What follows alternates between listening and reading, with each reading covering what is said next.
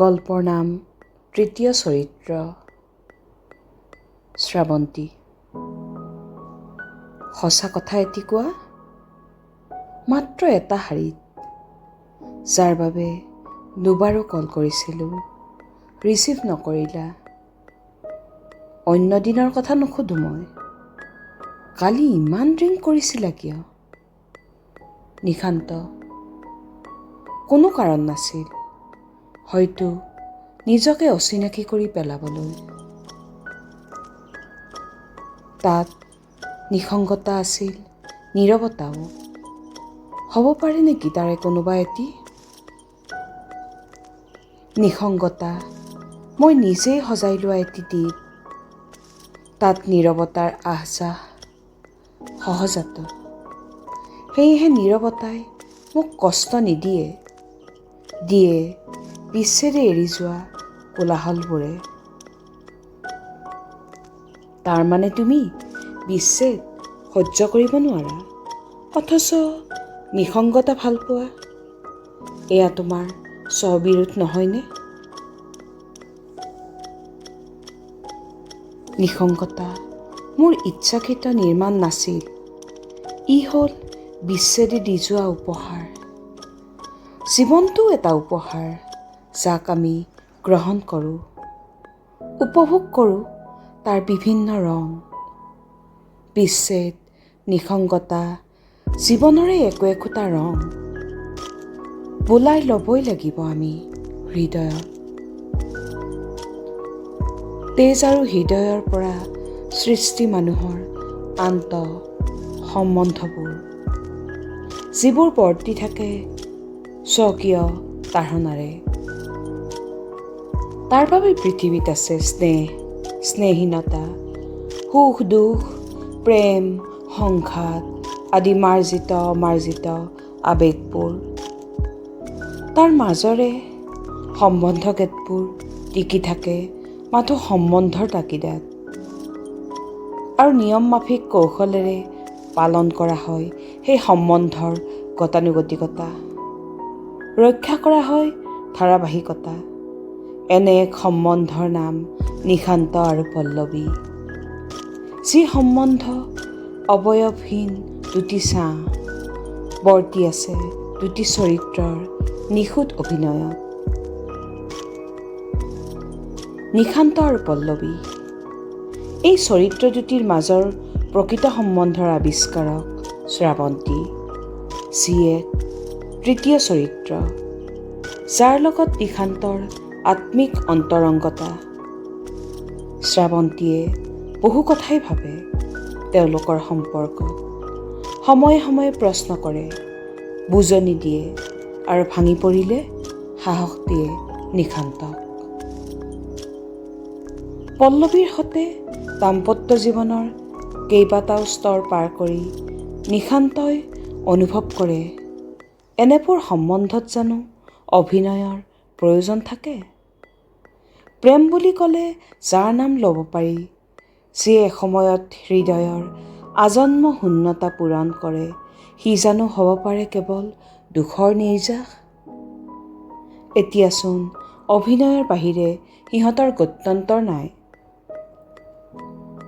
নাজানে নিশান্তই কাৰ বাবে কুঞ্জৰান্ত হৈ গ'ল। পল্লৱীৰ যান্ত্ৰিক জীৱন চৰ্যাৰ বাবে সি আঁতৰি আহিল, নে তাৰ সৃষ্টিশীলতাৰ পৃথিৱীখনে তাক পল্লৱীৰ পৰা আঁতৰাই আনিলে? পল্লৱীৰ সতে সংযুক্ত জীৱনৰ ৰংচঙীয়া অনুভূতিবোৰ যেন মৰি আহিব ধৰিছে। অনিচ্ছাকৃতভাৱে ৰংবোৰ ঘঁহি ঘঁহি সি ভাগৰি পৰিছে। দেখিছে সি অন্তৰংগ মুহূৰ্ততো জোৰ কৰি তাৰ আৱেগবোৰ উদ্বেলিত কৰিবলগীয়া হয়। কিয় এনে হৈছে তাৰ? পল্লৱীয়ে সঁচাকৈ বুজি পাইছিল নে তাক? কেতবোৰ গতানুগতিক উদ্ভ্ৰান্ত ভাৱনাই শৈশৱৰ পৰা নিশান্তক লালন কৰিছে, যাৰ লগত প্ৰতিটো পল আনন্দেৰে কটাব পাৰে সি, যিবোৰ তাৰ সাহিত্য সৃষ্টিৰ ইন্ধনো। সেইবোৰ তাৰ স্বসৃষ্ট এজন আচহুৱা মানুহৰ বাবে এখন আচহুৱা জগতৰ। এই বেপৰোৱা তাৰ জীৱন দৰ্শনৰ লগত পল্লৱীৰ জীৱন দৰ্শনৰ এক অদ্ভুত বৈখাত দৃশ্য। তেনেহ'লে কিয়ে পল্লৱীক তাৰ প্ৰতি আকৰ্ষিত কৰিছিল? তাৰ সুন্দৰ চেহেৰা, অভিজাত জীৱনশৈলী, নে কম বয়সতে সাহিত্য জীৱনত লাভ কৰা যশ খ্যাতিয়ে? পল্লৱীৰ প্ৰতি নিশান্তৰ আকৰ্ষণৰ কাৰণ তাইক গ্ৰাস কৰা অপাৰ নিসংগতা, যিবোৰ পল্লৱীয়ে প্ৰায়ে তাক কৈছিল, আৰু সি হেৰুৱাই পেলাইছিল তাক উপেক্ষা কৰাৰ শক্তি। পল্লৱীৰ লগত নিশান্তৰ সংযোগ যেন নিয়তিয়ে তাৰ লগত খেলা এক ধৰণৰ খেল, সি ভাবে। পল্লৱীহঁতে নিশান্তহঁতৰ তলৰ মহলাটো ভাড়ালৈ লৈছিল। পল্লৱীৰ দেউতাকে তেতিয়া চৰকাৰী উচ্চপদস্থ বিষয়া হিচাপে প্ৰমোচন আৰু ট্ৰান্সফাৰ লৈ নিশান্তহঁতৰ চহৰৰ অফিচত জইন কৰিছিল। সেই সূত্ৰে পল্লৱীহঁতৰ স্বাভাৱিকতে আহ যাহ হৈছিল ওপৰ মহলাত থকা নিশান্তহঁতৰ লগত। নিশান্তৰ মাকৰো যথেষ্ট মৰম সোমাই গৈছিল মাতৃহীনা ছোৱালী এজনীৰ প্ৰতি। তেতিয়া নিশান্তই স্থানীয় কলেজখনত প্ৰবক্তা হিচাপে সোমাইছিলহে মাথো। সেই কলেজতে পল্লৱীয়েও BEd কোৰ্চৰ বাবে নামভৰ্তি কৰিছিল নিশান্তৰ সহযোগতেই। পল্লৱীৰ দেউতাকে সময় পালে কেতিয়াবা নিশান্তহঁতৰ ঘৰলৈ আহিছিল। একেলগে বহি সকলোৱে স্ফূৰ্তি তামোচাৰে খোৱা বোৱা কৰিছিল। এদিন পল্লৱীৰ দেউতাকে অকলে নিশান্তৰ মাকৰ লগত ড্ৰয়িং ৰুমত বহি বহু কথাই পাতিছিল। কিমান কষ্ট কৰি তেওঁ যে পল্লৱীক অকণমানিৰ পৰা ডাঙৰ কৰিছে। মাক নোহোৱা ছোৱালী এজনীক ব্যস্ত বাপেক এজনে পৰ্যাপ্ত মৰম আৰু সুৰক্ষা দি ৰখাটো কেতিয়াবা দুৰূহ হৈ পৰে। তথাপিও মৃত পত্নীৰ প্ৰতি থকা অজস্ৰ মৰম আৰু সন্তানৰ প্ৰতি থকা আন্তৰিক দায়িত্বৰ বাবেই তেওঁ সেইখিনি ত্যাগ স্বীকাৰ কৰিছিল। নিশান্তৰ মাকে অৱশ্যে নিশান্তৰ বাবে কষ্ট পাবলগীয়া হোৱা নাছিল। নিশান্তৰ বাপেক ঢুকাবৰ তেতিয়া বেছিদিন হোৱা নাছিল আৰু উপভোগ কৰিবলৈ এৰি থৈ গৈছিল তেওঁ অজস্ৰ সম্পত্তি আৰু চাকৰ নাকৰেৰে পৰিবেষ্টিত এখন ঘৰ। ইতিমধ্যে নিশান্তয়ো খুটি খাব পৰা হৈ উঠিছিল। কিন্তু কোনোবাখিনিত যেন পল্লৱীৰ দেউতাক আৰু নিশান্তৰ মাকৰ জীৱনকেন্দ্ৰিক কক্ষপথ দুটা ওচৰ চাপি আহিছিল। দুয়োজনে অনুভৱ কৰিছিল যেন তেওঁলোক জীৱনৰ মূল্যৱান সম্পদ হেৰুওৱাৰ দুখত দোষী। সেয়েহে তাক ঘূৰাই পাবলৈ লাহে লাহে তেওঁলোক সাজু হৈছিল। হঠাতে এক্সকাৰ্ছনৰ দল এটাক লৈ নিশান্ত অসমৰ বাহিৰলৈ প্ৰায় এমাহৰ বাবে যাবলগীয়া হ'ল। উভতি অহাৰ দিনা পল্লৱীয়ে আছুতীয়াকৈ নিশান্তক লগ ধৰি কিছু কথা জনাবলগীয়া হৈছিল। বহু নিশালৈ নিশান্তই ভাবিছিল পল্লৱীৰ নিসংগতা কেনেদৰে আঁতৰাব পাৰি। অথচ য'ৰ পৰা উদ্ভূত পল্লৱীৰ নিসংগতা, সেই সমস্যাও নিশান্তৰ দৰে গৌণ হৈ পৰিছিল। উটি গৈছিল নিশান্ত পল্লৱীৰ অবিৰাম দুধাৰ চকুপানীৰ সতে। তাৰ অৱশ্যে অন্য এটি কাৰণো আছিল। নিশান্তই জীৱনত প্ৰথমবাৰৰ বাবে মাকৰ সুখত সুখী হোৱাৰ চমক দেখিছিল, যিটো দেউতাক থকা দিনত কোনোদিনে দেখা মনত নপৰে। দেউতাকে সুখী হ'ব আৰু সুখী কৰিব পৰা বোধহয় দুয়োটাই নাজানিছিল। মাকে শৰবৃদ্ধ চৰাই এটিৰ দৰে ভিতৰি চটফটাই আছিল। সেই চটফটনি সি উপলব্ধি কৰিছিল তাৰ গল্প উপন্যাসৰ চৰিত্ৰবোৰক জীৱন্ত কৰি তোলোতে। যেতিয়াই ৰাংঢালী মাকক প্ৰেমহীনতাই কাবু কৰি অনা দেখিছিল, তেতিয়া নিশান্তই নিজৰ জীৱনকো খুটি খুটি চাইছিল। তাৰ জীৱনটোও চাগৈ অতৃপ্তিৰেই ফচল। সেই অপ্ৰাপ্তিৰে যেন জোৰকৈ তৃপ্ত হৈ আছে সি। এজন জন্মান্ধক যেন অকল প্ৰাচুৰ্যই সুন্দৰ পকীপথেৰে হাতত ধৰি লৈ গৈ আছে। সেয়েহে মাক আৰু পল্লৱীৰ দেউতাকৰ গঢ়ি উঠা এটা মৰমৰ সম্পৰ্ক দ্বিধা আৰু দ্বন্দ্ব থকাটো তাৰ মৌলিক চিন্তা বাহিৰত। প্ৰেমৰ মাজেৰেই যিহেতুকে জীয়াই থকাত জীৱনৰ প্ৰকৃত অৰ্থ নিহিত হৈ আছে, তাৰ আশ্ৰয়তে বাকী থকা দিনকেইটা মাকেও তৃপ্তিৰে জীয়াই থাকক, ই আছিল নিশান্তৰ এক ধৰণৰ ব্যতিক্ৰমী অথচ ইতিবাচক চিন্তা। পল্লৱী নিশান্তৰ দেউতাক মাক এদিন আউটিঙলৈ গৈছিল। নিশা সোনকালে আহি পোৱাৰ কথা। এনেতে নিশান্তৰ ফোন বাজি উঠিল। পল্লৱীৰ ফোন। বেয়া নাপায় যদি আহিবনে এবাৰ তললৈ, মানে আমাৰ ঘৰলৈ? ৰ'বা, গৈ আছোঁ। কিবা প্ৰব্লেম? নিশান্তই ঘড়ীটোলৈ চালে। নিশা 10 বাজি গ'ল। নামি গ'ল সি ততাতয়াকৈ। দুৱাৰখন অলপ খুলি তাই ৰৈ আছিল। সি সোমাই গ'ল। নিশান্তহঁতৰ ঘৰত থকা বাইজনীয়ে ইমান পৰে তাইক ৰখি আছিল। নিশান্ত অহা বাবে তাই নিশান্তহঁতৰ ঘৰলৈ গ'ল। ধুমুহাত বিধ্বস্ত হৈ থকা চৰাই পোৱালিৰ দৰে কিছু সময় নিথৰ হৈ থাকিল তাই। কি হ'ল পল্লৱী, কোৱা? ডেটিং শেষ হ'ল নে ইহঁতৰ? মানে? বুঢ়া প্ৰেমিক প্ৰেমিকাহালৰ? চিহ, নাপায় তেনেকৈ ক'ব ডাঙৰক, বিশেষকৈ মাক দেউতাকক। ফোন কৰা নাই জানো তোমালৈ? তেওঁলোক গণ্ডগোল এটাত ফচিছে। মানে? পুলিচ আৰু উগ্ৰপন্থীৰ মাজত হোৱা সংঘৰ্ষত।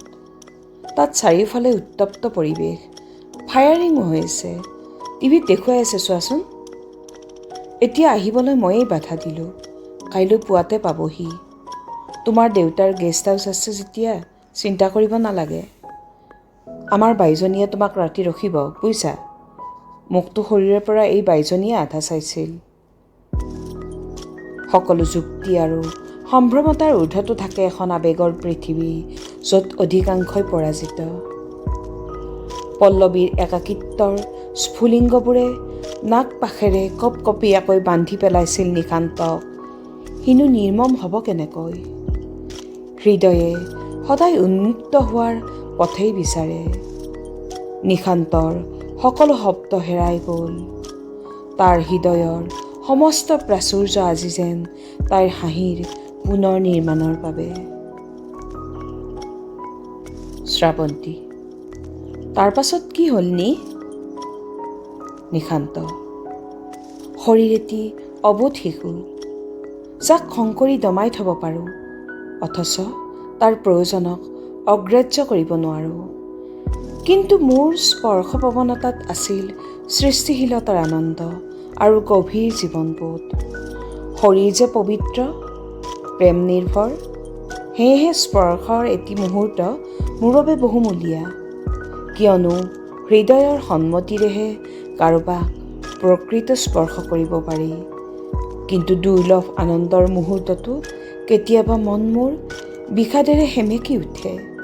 দেখা পাওঁ যেতিয়া কামনাৰে প্ৰোজ্জ্বল পল্লৱীৰ শৰীৰত মোৰ সপোনৰ ক্ষণভংগুৰতা।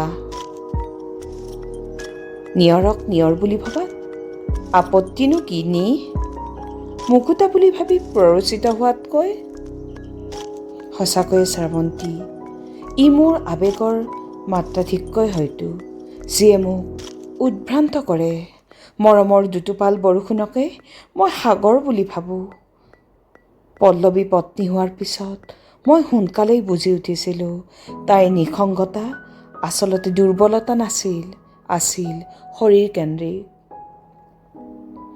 আন মূৰ্ত মাধ্যম কিছুমানেও তাইৰ নিঃসংগতা দূৰ কৰিব পাৰে, সেয়েহে মই কাষত নাথাকিলেও তাই নিঃসংগ নহয়।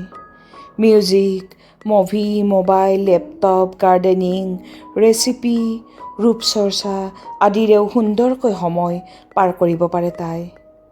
আমাৰ বিয়াৰ আগৰ কথা। মাজে মাজে পল্লৱীৰ দেউতাক ৰাতিলৈ অফিচত ব্যস্ত হ'ব লগা হ'লে আমাৰ বাইজনীৰ তাইক ৰখাৰ পাল পৰিছিল। এটা সন্ধিয়াৰ কথা। মিউজিকৰ লহৰে লহৰে পল্লৱীয়ে নাচি বাগি আপোন পাহৰা হৈ আছিল। কেইবাবাৰো ফোনতো হাঁহি হাঁহি বহু সময় ধৰি হেনো কথা পাতি আছিল। এনেতে মই গৈ আছোঁ বুলি ফোন কৰিলোঁ। তাৰ লগে লগে হেনো তাইৰ নাচ গান বন্ধ। তাৰ ঠিক কিছু সময় পিছতেই মই গৈ পালোঁ। তাই মোৰ কাষতে বহিল আৰু দুখৰ কথা কৈ কন্দাৰ অভিনয় কৰিলে। পল্লৱীৰ কাণ্ড কাৰখানা দেখি বোধ হয় বাইজনীও এতিয়া বিৰক্ত হৈ পৰিছে। সেইদিনাহে মোক মনে মনে কথাখিনি ক'লে তাই। দেখিছা, নাৰী হৃদয়ৰ কি চূড়ান্ত অপমানৰ উদাহৰণ তেওঁ। পল্লৱীৰ যন্ত্ৰবৎ জীৱনটোৱে তোমাক নিৰ্মাণ কৰিলে নে ধ্বংস কৰিলে নি? সেয়া মই সঠিক নাজানো শ্ৰাৱন্তী। কিছুমান যন্ত্ৰণাৰ লগত মোকাবিলা কৰিব নোৱাৰি, অথচ শূন্যতাৰে যি থাকিব পাৰি। সেই যন্ত্ৰণাত হয় দগ্ধ হ'ব লাগিব, নহ'লে তাৰ পৰা পলায়ন কৰিব লাগিব। কেতিয়াবা ময়ো দগ্ধ হওঁ, তেতিয়া মদেই মোৰ নিৰাপদ আশ্ৰয়। কেতিয়াবা তাৰ পৰা পলায়ন কৰোঁ স্বনিৰ্মিত সৃষ্টিশীল জগতখনলৈ। একাত্ম হওঁ মোৰ কলমৰ পৰা সৃষ্ট চৰিত্ৰবোৰৰ সতে, ৰং তুলিকাৰে নিৰ্মিত চিত্ৰবোৰৰ সতে। তেতিয়া পল্লৱীয়ে তোমাক অভিমান কৰেনে? আবদাৰেৰে লৈ আহেনে তোমাক তেওঁৰ মাজলৈ পুনৰবাৰ? কোনো দিনেই বুজি নাপালে পল্লৱীয়ে এই বস্তুবাদী বা বৈষয়িক পৃথিৱীখনৰ বাহিৰতো যে আছে তেনে এখন, য'ৰ বাসিন্দাবোৰ স্বাভাৱিকতেই অধিক স্পৰ্শকাতৰ। তাই তেনে হ'ব নালাগে, হ'ব লাগে প্ৰিয়জনৰ সেই কাতৰতাক বুজিব পৰা ধৰণৰ। প্ৰেমহীন শৰীৰৰ আনন্দ যুগমীয়া হ'ব নোৱাৰে শ্ৰাৱন্তী। তথাপিও পল্লৱীক মই যথেষ্ট মৰম কৰিছিলোঁ, সংগসুখ দিছিলোঁ নিৰাপত্তা আৰু তাইৰ ইচ্ছাক প্ৰাধান্য। এজন স্বামীক দিব পৰা সকলোখিনিয়ে তাইও অকপতে মোক দিছিল। কিন্তু তাই মোৰ ভিতৰৰ মানুহজনক জগাই তুলিব পৰা নাছিল। তাইৰ সতে সংগসুখৰ সময়খিনিতো মোৰ হৃদয় ৰিক্ত হৈ থাকে, ক'ৰবালৈ গুচি যায় আৰু মই অলস হৈ পৰোঁ সোনকালেই। অথচ পল্লৱীৰ বাহিৰে আন কোনো নাৰীৰ সতে মোৰ শাৰীৰিক সম্পৰ্ক নাই। শ্ৰাৱন্তী যি এক তৃতীয় চৰিত্ৰ নিশান্ত আৰু পল্লৱীৰ মাজৰ। এনে এটি পাৰ্শ্ব চৰিত্ৰক বাদ দি নিশান্তৰ দৰে জীৱনশৈলীৰ এজন ক্ৰিয়েটিভ ৰাইটাৰে চলাটো কঠিন বুলি শ্ৰাৱন্তীয়ে দৃঢ়তাৰে ক'ব খোজে। যদিও আপাত দৃষ্টিত শ্ৰাৱন্তী এক এলাগী চৰিত্ৰ। শ্ৰাৱন্তীৰ দেশ নাই, বেশ নাই, নিৰ্ধাৰিত বয়স নাই, লিংগ নাই। শ্ৰাৱন্তী হ'ব পাৰে বিমূৰ্তও। শ্ৰাৱন্তী হ'ব পাৰে কোনোবা নিশান্তৰ বাবে বনলতা সেন, হ'ব পাৰে মীৰা, মৈত্ৰেয়ী, অৰুন্ধতী, সোণতৰা আৰু কোনোবা। নিশান্ত এতিয়া যে দুৰ্বল, শ্ৰাৱন্তী আৰু নিশান্তৰ আশ্ৰয়। নিশান্তই জানে শ্ৰাৱন্তীৰ অবিহনে কেতিয়াও কালজয়ী সাহিত্য সৃষ্টি কৰিব নোৱাৰিলেহেঁতেন, নহ'লহেঁতেন প্ৰতিখন প্ৰকাশিত গ্ৰন্থই বেষ্টচেলাৰ, নাপালেহেঁতেন অখ্যাত সৰু চহৰ এখনৰ পৰা ভাৰতীয় সাহিত্যিক এজনে এক দুৰ্লভ খিতাপ। অকল হৃদয়ৰ খাতিৰত গঢ় লৈ উঠা শ্ৰাৱন্তীৰ লগত নিশান্তৰ সম্বন্ধ সমান্তৰালকৈ চলি আছে। নিশান্তৰ বৈধ সংসাৰখনত আউল নলগাকৈ আৰু নিশান্ত যি আছে। শ্ৰাৱন্তীয়ে বাধ্য নকৰে, এৰি দিয়ে নিশান্তক বহল পৃথিৱীখনত অবাধ বিচৰণৰ বাবে।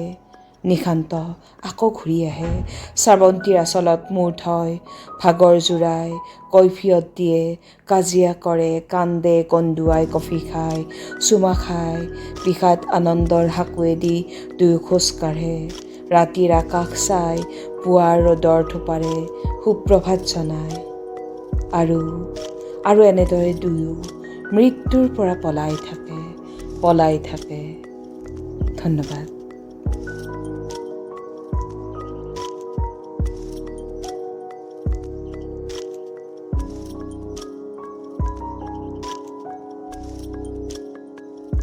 গল্পৰ নাম তৃতীয় চৰিত্ৰ শ্ৰাৱন্তী।